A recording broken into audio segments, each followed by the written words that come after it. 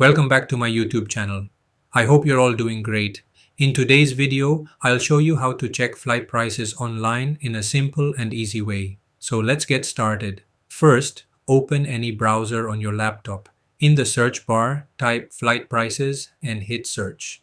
You'll see many airline websites and travel platforms that show ticket prices. Now, from the results, open a trusted website like Skyscanner. Once the website loads, you'll see a search form. Here, you need to enter your travel details. Start by selecting your departure country or city, then enter your destination.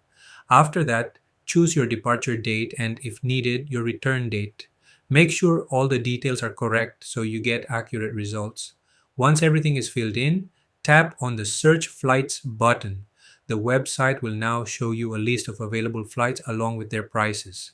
You can compare different airlines' timings and prices to find the best option for your trip. Some websites also allow you to filter results based on budget, duration, or airline preference. And that's it. That's how you can easily check flight prices online.